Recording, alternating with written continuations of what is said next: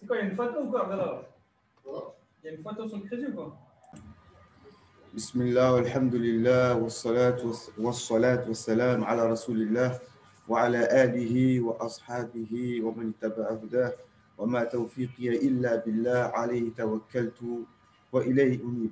Sincèrement, pour moi, ces rencontres pour le tafsir du Coran, c'est les meilleures assises.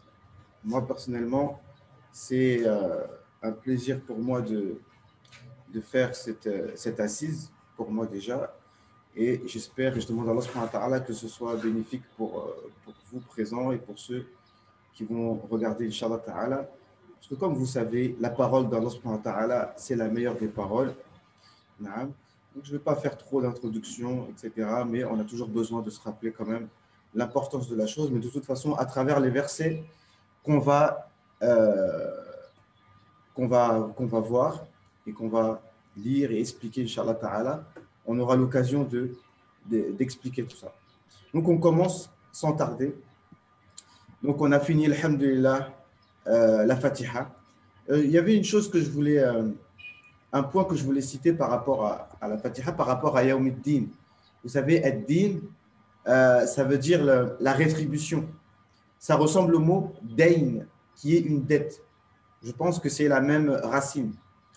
Et malheureusement, il y a une insulte qui est propagée chez les Maghrébins ou autres, en fait chez les Arabes en général. C'est quand ils sont énervés, ils ont envie vraiment de frapper sur quelque chose qui est vraiment sacré pour assouvir leur colère. Alors ils insultent la religion. Et quelque chose que même les non-musulmans connaissent, alors ils prononcent en disant Nadinimouk, Nadinbouk. Et ce qui veut dire en fait, en bonne prononciation, Allah yal'an din abouk. Qu'Allah maudisse la religion de ton père. Dinmouk, la religion de ta mère, ou dinbouk, la religion de ton père. Alors pourquoi insulter la religion? Donc ceux qui, même des non-musulmans, qui répètent cette insulte, voilà, parce que en se disant que voilà, ils sont en train de dire une insulte en arabe, il faut qu'ils sachent quand même que c'est une insulte qui insulte la religion, d'accord? Et qu'il faut faire attention avec ça. Mais tout ça pour dire, nous, ce qui nous intéresse, c'est de savoir qu'est-ce que le mot din veut dire. Maintenant, certains pourront te dire peut-être que din, ici, ça ne veut pas dire la religion de l'islam de ton père ou de ta mère, mais c'est sa façon d'agir. Parce que le mot din, c'est la façon d'agir de quelqu'un. Hada dinuhu. On dit, il y a aussi une expression qui dit Hada daydanuhu. Daydanuhu. Ça veut dire c'est sa façon d'agir quotidienne. D'accord? Yudandinu, ça veut dire quelque chose sur lequel tu parles souvent. C'est un sujet que tu traites souvent. D'accord? Il y avait un sahabi, pas connu. Une fois, il voyait le prophète sallallahu alayhi wa sallam et Mu'adh ibn Jabal, je pense, après la prière, vous savez, ils font des dhikrs.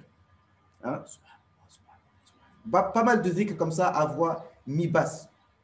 Et ce sahabi qui, voilà, c'était un bédouin, il ne connaissait pas grand-chose, il dit, c'est quoi toutes ces choses que vous dites là? Il a dit, la uhsinu dandanataka wala dandanata Mu'adh. Yani, le mot, ça s'appelle dandana. Et le prophète sallallahu alayhi wa sallam, il a simplifié la chose. Je ne me rappelle plus exactement le texte du hadith, mais on pourrait retrouver. Il a dit, tout simplement, on glorifie Allah. Et il a dit, le prophète sallallahu alayhi wa sallam, il dit, hawlaha nudandin. C'est autour de ça qu'on dandin. Ça veut dire, l'essentiel, c'est qu'on glorifie Allah subhanahu wa ta'ala. Et c'est que voilà, c'est tout. C'est même si, c'est vrai, il y a plusieurs formules après la prière, le dua du matin, mais l'essentiel, c'est que tu glorifies Allah subhanahu wa ta'ala. Donc, c'était juste on va parler du mot din. Et din, donc, c'est une histoire de rétribution. Nous, on adore Allah subhanahu wa ta'ala sans rien lui associer.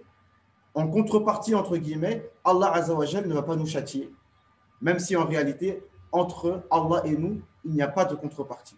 Comme on apprend dans l'Aqidah, même si Allah azza wa jal voulait mettre tous les prophètes et tous les pieux en enfer, qu'est-ce qu'on va faire de toute façon? Allah dit dans le Coran, la yus'alu amma yaf'al wa hum yus'alun.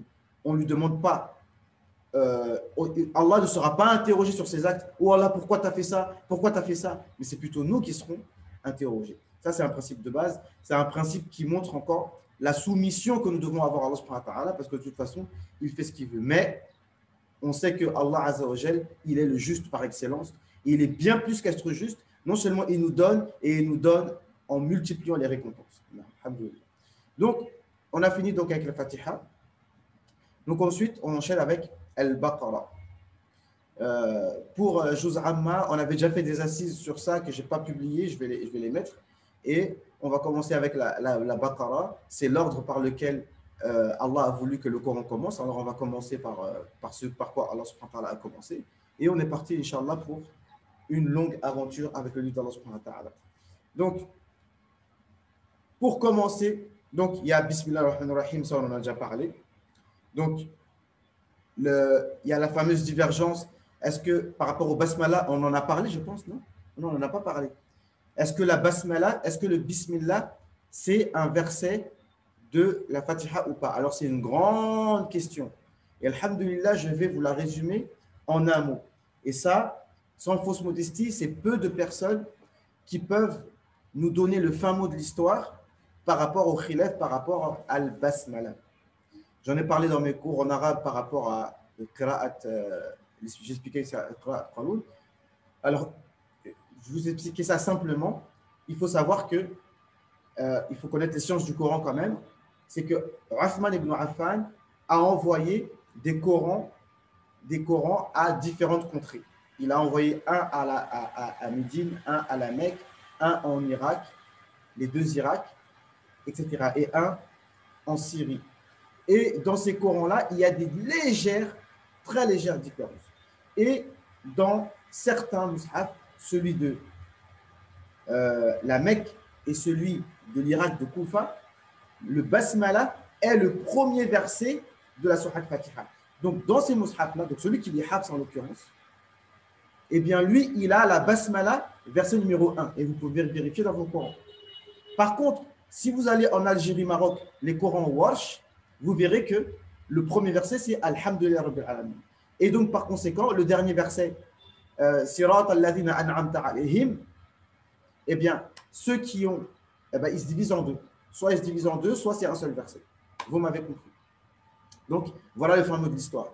Et les écoles juridiques, nécessairement, sont liées aux livres qu'il y avait dans leur contrée. Donc, automatiquement, on va voir que l'imam Malik, qui a le livre de Médine, dont le premier verset est Alhamdulillah Rabbil Alamin et non pas Bismillahir Rahmanir Rahim. Donc, c'est logique. Ça, c'est que ça se comprend. Pourquoi les Malikites disent que la Basmala ne fait pas partie de la Fatiha, donc ce n'est pas obligé de la réciter à voix haute. Par contre, les Shafirites, dont l'imam Shafiri a grandi à la Mecque, qui avait le Mus'haf de la Mecque, et qui avait le Basmala, verset numéro 1, c'est normal qu'ils disent qu'il faut réciter le Basmala à voix haute. Donc, les écoles juridiques sont liées aux écoles de lecture coranique. Donc, je ne rentre pas dans les détails. Celui qui comprend, celui qui peut comprendre, il comprendra. D'accord? Celui qui doit comprendre, il comprendra.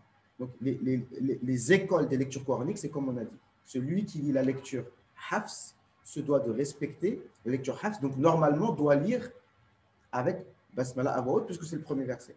Mais ce que je dis souvent, c'est que celui qui est malikite, ce qui est la plupart du cas des gens qui sont en France, donc normalement, il doit être malikite jusqu'au bout et lire avec la lecture de Nafi', soit Qaloun, soit Warsh. Comme ça, il est en cohésion avec son madhab.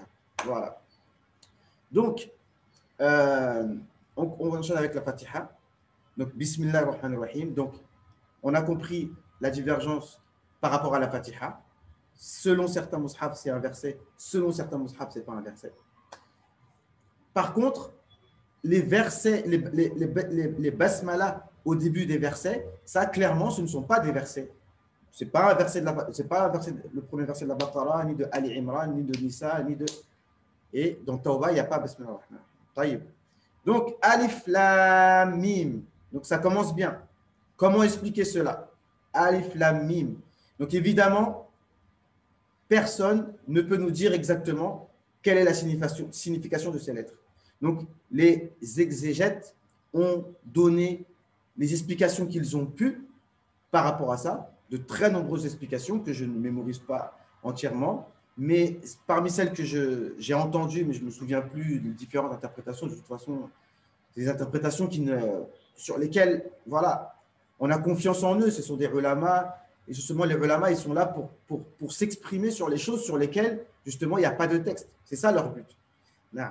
Mais parmi les explications qui ont été données, c'est que ce sont des lettres arabes. Et donc, ces lettres-là sont citées au début de certaines sourates pour montrer que le Coran qui va être récité là, c'est un Coran en arabe, avec des lettres arabes. Alif, lam, mim, alif, lam, mim, ra, alif, lam, mim, sad, ha, mim.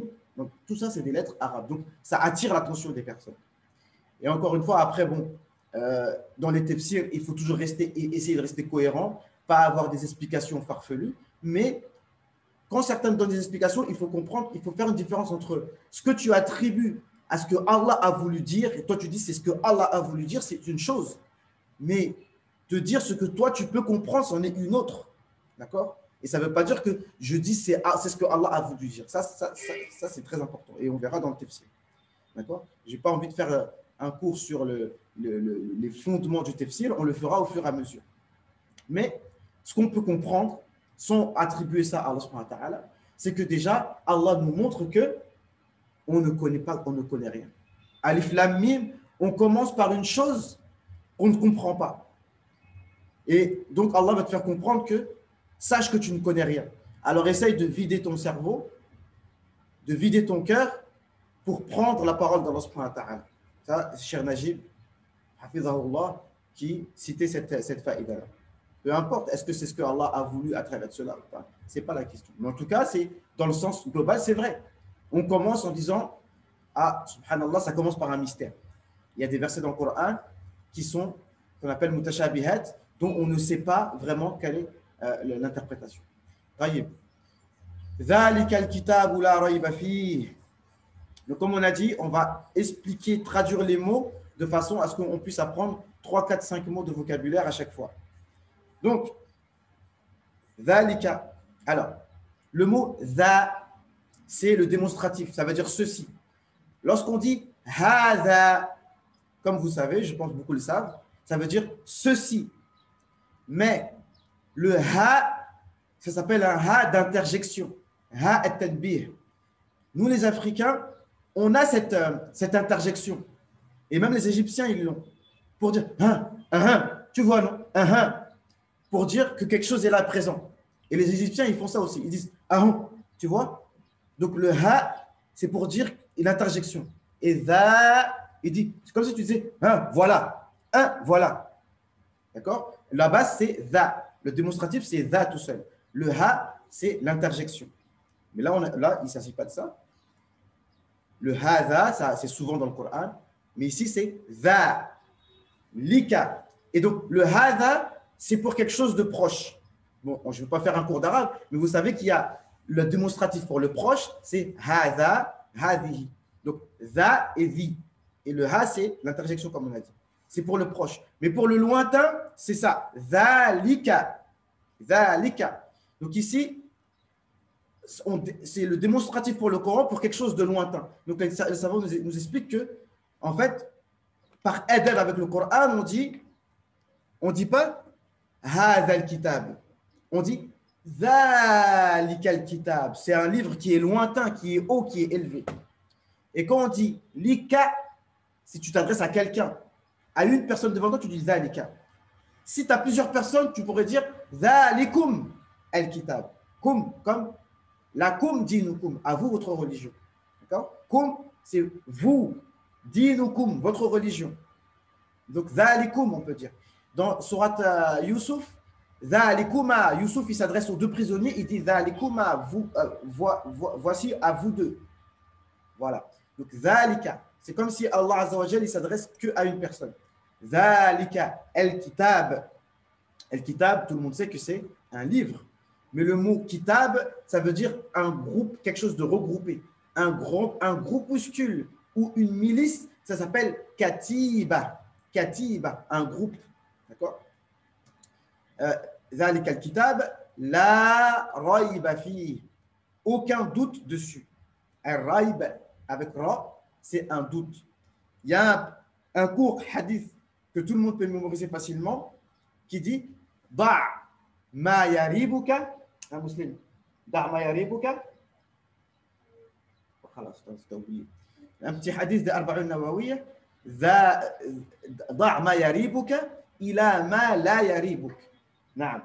Délaisse ce qui te provoque du doute pour ce qui ne te provoque aucun doute. Donc, rib, yaribu, qui provoque du doute. Raib, c'est le doute. Donc, ce livre, aucun doute dessus. Donc, mes chers frères, dans la vie, il y a beaucoup d'idéologies, il y a beaucoup de philosophies, il y a beaucoup de théories sur l'origine de la vie, sur le sens de la vie, sur la compréhension du monde, sur la conception de la vie après la mort, sur l'origine de l'être humain, d'où est-ce que nous venons, quel est notre but, où est-ce que nous allons, plein de questions existentielles. Mais la réponse, sûre et certaine, elle est dans le livre, elle est dans le Coran. C'est ça qui est une bénédiction, une grâce d'Allah pour nous, parce que nous, on n'a pas besoin de chercher, philosopher, de se chercher un sens. Le Coran est là pour nous dire quel est le sens de la vie. ذَلِكَ الْكِتَابَ لَا رَيْبَ فِيهِ. Tout ce qu'il y a dans le Coran, on peut être sûr qu'il n'y a pas de doute. On peut être sûr qu'il n'y a pas de doute. Et ça, on peut le prouver à travers plusieurs choses. D'accord? Vous connaissez très bien, il y a des preuves scientifiques dans le Coran, même si les preuves scientifiques ne doivent pas être une base en tant que telle. Mais rien que l'effet, plusieurs choses. Donc, on va pas. Ça, c'est. Là, je vous lance que des pistes. À chacun d'entre nous doit chercher toujours. Mais qu'est-ce qui prouve que le Coran est vrai? Chaque croyant doit se poser la question. Chaque croyant doit toujours essayer d'être sûr de ce en quel il croit. Bien sûr, on y croit, soit parce qu'on est né musulman ou parce qu'on s'est converti, et après on a accepté tout l'islam. Comme Allah il nous dit, Udkhulu fi silmi kafa, rentrer dans l'islam pleinement. Il ne faut pas avoir un pied dans l'islam et un pied, je ne sais pas trop. Non, pleinement. La rayba fi, il n'y a aucun doute dessus. Au niveau de la ponctuation dans le Coran, c'est très important. Vous pouvez remarquer qu'il y a 3 points après raib et après fihi. Parce qu'en fait, on n'a pas le droit, normalement, d'enchaîner le verset totalement. De dire « Dhalikal kitabu la rayba fihi hudan lil muttaqin ». Parce que ça, pour celui qui comprend l'arabe, ça pose un problème dans le sens. Et la ponctuation, dans l'arabe, et je pense dans toutes les langues, elle est très importante pour que le sens reste correct. Alors ça, bien sûr, c'est pour les arabophones qui pourront comprendre ça, mais en 2 mots, en fait, quand tu dis « fihi », enchaîné après le mot raib et avec fihi, ça pose un problème parce que quelqu'un pourrait se dire, en fait, il y a un doute dedans. Ça, c'est pour ceux qui comprennent l'arabe. Quand tu dis « la rayba fihi », la rayba fihi hudan, comme si tu avais dit il y a un doute dedans. Donc, pour enlever ce ouest qu'on pourrait avoir lorsqu'on entend le verset, soit on s'arrête dhalikal kitabu la rayb, ensuite fihi hudan lil muttaqin, ou bien soit tu dis dhalikal kitabu la rayba fihi hudan lil muttaqin. OK? Donc dhalikal kitabu la rayba fihi hudan lil muttaqin. Une guidée pour les pieux. Donc, pas une guidée pour tout le monde. Ce n'est pas une guidée pour tout le monde, mais c'est une guidée pour ceux qui sont pieux, ceux qui craignent Allah subhanahu wa ta'ala. Donc, ça nous ramène à chaque fois à rentrer dans beaucoup de détails. Qu'est-ce que c'est qu'un pieux? Donc, si maintenant on cherche, ça veut dire qu'on va faire un cours de 3 heures sur ce qu'est-ce qu'un pieux. Mais on verra ça à travers d'autres versets du Coran. Qu'est-ce que c'est qu'un pieux? Mais linguistiquement, al-muttaqin, ça vient de wiqaya. Ça veut dire du fait de se préserver. Al-muttaqi, c'est quelqu'un qui se préserve du châtiment d'Allah subhanahu wa ta'ala en faisant les ordres d'Allah subhanahu wa ta'ala. Ça, c'est linguistiquement. En français, ils vont dire le craignant Dieu. Mais même la crainte, le craignant Dieu, ce n'est pas une traduction fidèle. Parce que muttaqin, comme on a dit, c'est celui qui se préserve de la colère d'Allah subhanahu wa ta'ala en faisant les ordres d'Allah subhanahu wa ta'ala. D'accord? Donc, lil muttaqin. Donc, Allah, maintenant, il va nous donner le descriptif de ceux qui sont les muttaqin. Alladhina. Alladhina. Donc, alladhina, comment on appelle ça en français? C'est une, Démonstration. hein? Démonstration. Démonstratif? Ouais, c'est ça, on peut dire démonstratif. Mais c'est de liaison. Ceux qui. Alladhina, ceux qui. Donc, masculin pluriel. D'accord? Voilà. Après, le féminin pluriel, il est pas trop utilisé. Hein, allati, hein, etc. Alladhi. Alladhi, tout seul. Alladhi, c'est masculin singulier. Alladhi yafham, celui qui comprend. Alladhina yafhamoun, ceux qui comprennent. D'accord? Donc, alladhina ici, ceux qui. Yu'minuna bil ghaib. Donc, yu'minun, comme on sait, al-mu'minun, ceux qui croient. D'accord? Yu'minun. Et dans le mot, bon, yu'minun, il y a le sens de aman, tu crois, mu'minun, les croyants. Alladhina yu'minuna bil ghaib, ceux qui croient en l'invisible. Donc, le mot ghaib. D'ailleurs, la médisance, en arabe, on appelle ça riba. Parce que tu parles de quelqu'un qui est absent, même si tu dis la vérité. Parce que souvent, les gens te disent, ouais, mais c'est vrai ce que je dis. Mais si c'est vrai ce que tu dis, ça s'appelle riba. Mais si c'est faux ce que tu dis, c'est pire, ça s'appelle buhtan.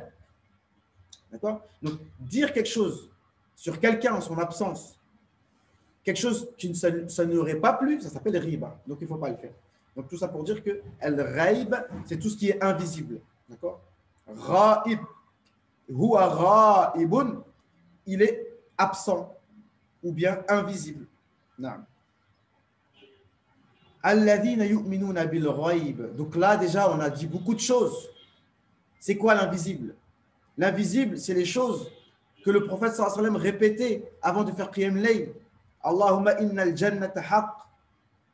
Innaka haqq. Tu es la vérité. Il est invisible, Allah subhanahu wa ta'ala, dans une certaine mesure. Wa nabiyuna haqq. Les prophètes sont vérité. Wal jannatu haqq. Le paradis est une vérité. Wal naru haqq. L'enfer est une vérité. Wa liqa'uka haqq. Le jour du jugement est une vérité. Donc toutes ces choses-là, ces choses invisibles, nous y croyons. Dur comme fer.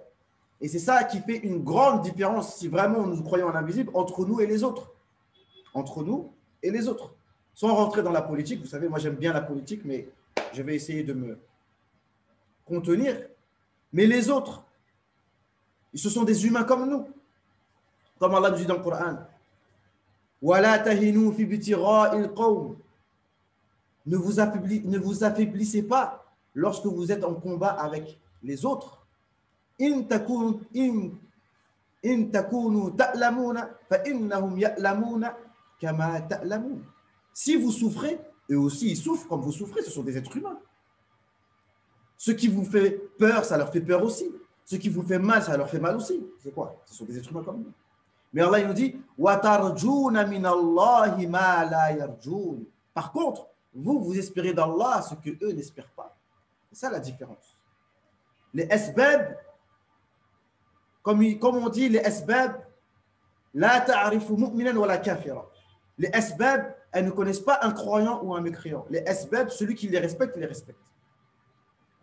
Inna fil kawn qawanin wa sunan. Man ihtaramathu ihtaramathu.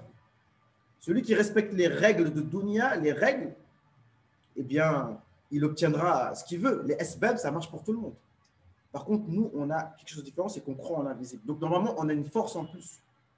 On a une force en plus. Et nous, on a Allah avec nous. Eux, ils ont rien avec eux. Comme Allah l'a dit dans Surat Muhammad, ذَلِكَ بِأَنَّ اللَّهَ مَوْلَى الَّذِينَ آمَنُوا وَأَنَّ الْكَافِرِينَ لَا مَوْلَى لَهُمْ. Ceci parce que les croyants, Allah est le protecteur, le maître de ceux qui ont la foi. Mais les mécréants, ils n'ont pas de protecteur. Qui va les protéger? C'est Bill Gates qui va les protéger? Ah, rien du tout. Nous, on a Allah Azza wa Jalla avec nous.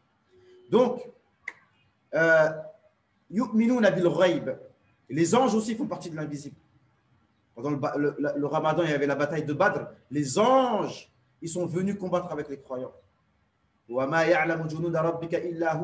c'est l'invisible, nous y croyons. Quelqu'un a un doute sur les anges, c'est qu'il a un problème dans sa foi, ça fait partie des piliers de la foi. Donc tout ça, on pourra en reparler.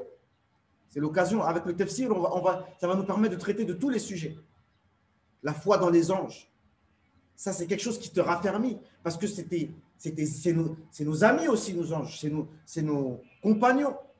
Et quel bon compagnon que cela. On a les anges avec nous. Celui qui te cherche des noises, eh bien, sache que non seulement on a les croyants avec nous normalement, mais il y a les anges aussi qui sont avec nous. Et ils ne sont pas avec les autres. Alladhina yu'minuna bil ghaybi. Donc ça, c'est la foi. D'abord, ce qu'il y a dans le cœur. Et cette foi qu'il y a dans le cœur, là, si on la développe et on la comprend bien, ça va aboutir aux actions. Yu'minuna bil ghayb wa yuqimuna as-salah, et qui pratiquent la prière. Vous savez, on pourrait dire que les 5 premiers versets de la Baqara, ou bien la sourate Asr, ça pourrait suffire. Le Coran aurait pu se constituer que de quelques versets. Le Coran aurait pu se constituer de 30 versets. Ça aurait suffi. Mais le Coran se répète parce que c'est un rappel. Mais tout ce qu'on dit ici, ça va se répéter dans le Coran. Vous allez voir qu'on va redire les mêmes choses. Parce que Allah fait le lien entre la prière et la foi dans l'invisible. Et que celui qui n'a pas la foi dans l'invisible, il ne peut pas tenir la prière. Parce que la prière, c'est lourd. C'est Allah qui le dit. وَاسْتَعِينُوا بِالصَّبْرِ وَالصَّلَاةِ وَإِنَّهَا لَكَبِيرَةٌ. Allah, il nous dit chercher aide dans la patience et dans la prière. وَإِنَّهَا لَكَبِيرَةٌ. La prière, c'est quelque chose de grand, c'est lourd. إِلَّا عَلَى الْخَاشِعِينَ. Sauf pour ceux qui ont le recueillement, la piété, el-khushu', la modestie, l'humilité devant Allah subhanahu wa ta'ala. Alladhina yadhunnuna annahum mulaqu rabbihim. Ceux qui pensent textuellement, mais ça veut dire qu'ils sont certains qu'ils vont rencontrer leur Seigneur. Wa annahum ilayhi raji'un. Et ils savent qu'ils vont retourner vers lui.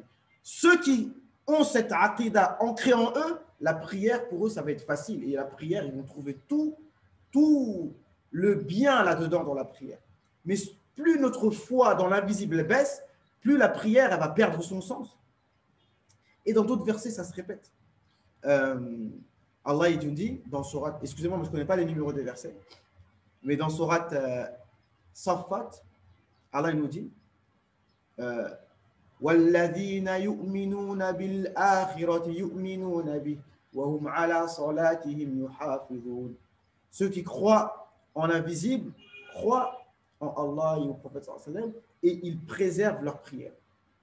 Donc cette prière qu'on fait, elle doit être liée avec notre foi dans l'invisible. Sinon, elle perd tout son sens. Ça devient des mouvements. Donc, alladhina yu'minuna bil ghaybi wa yuqimuna as-salah wa mimma razaqnahum yunfiqun. Donc ici, on a deux domaines qui sont des domaines de toute civilisation. Le premier, c'est notre spiritualité, la prière. Deuxièmement, c'est la vie en société, la zakat. Les deux sont liés. Un peuple qui est bon et qui fait sa prière correctement, comme il faut, avec recueillement, mais qui n'a pas une vie sociale, ils n'ont pas d'argent, pas de système économique, alors ce n'est pas une civilisation qui va faire long feu. Il faut les deux, la spiritualité et la civilisation, l'économie. Donc, ça implique qu'on fait de l'argent. Ce n'est pas parce qu'on on fait 5 prières par jour qu'on est des gens en dehors de la société qui ne sommes pas productifs. On n'a pas de société. Et comme j'ai déjà dit, les frères de Sarcelles, peut-être ils s'en souviennent, j'avais fait des khutbahs sur ça. Je ne sais pas si je l'avais tout publié parce que des fois j'enregistre mes khutbahs, mais c'est pas, comme je n'ai pas toujours le réflexe de publier toutes les khutbahs que je fais, mais des khutbahs hyper importantes que j'avais fait par rapport à l'économie. Même les gens, ça les a fatigués à la fin parce que moi je parle beaucoup d'économie politique. C'est khutbah de Juma'a, comment tu nous parles d'économie, de ceci, de cela. Mais bon, de toute façon, il reste 10 minutes. Moi, je parle beaucoup. Mais je disais quoi? Je disais que normalement, donc je sais, je vais vous dire quelque chose peut-être qui va peut-être vous allez peut-être pas être d'accord. Vous allez peut-être trouver que c'est une parole qui est un peu exagérée. Mais je dis que, alors, je ne vais pas faire une fatwa, mais je dis que un croyant et un être humain, en règle générale, mais à plus forte raison, un croyant, ça ne devrait pas être permis pour lui. Ça ne devrait pas être permis pour lui d'être un employé seulement. Mais il doit être employeur et chef de sa propre entreprise. Normalement, c'est comme ça. Si on part du principe que chaque être humain est libre, ça veut dire que chaque être humain doit être son propre patron et fait avoir son activité économique indépendante. Alors, soit il est artisan, soit il a une activité économique que lui-même, il gère. Après, bien évidemment, il faut de tout. Certains vont me répondre, j'ai déjà parlé de ça avec plusieurs personnes, ils disent, oui, mais attends, donc on ne peut pas tous être des patrons. Je dis, c'est vrai, tout à fait. Et Allah il dit dans le Coran,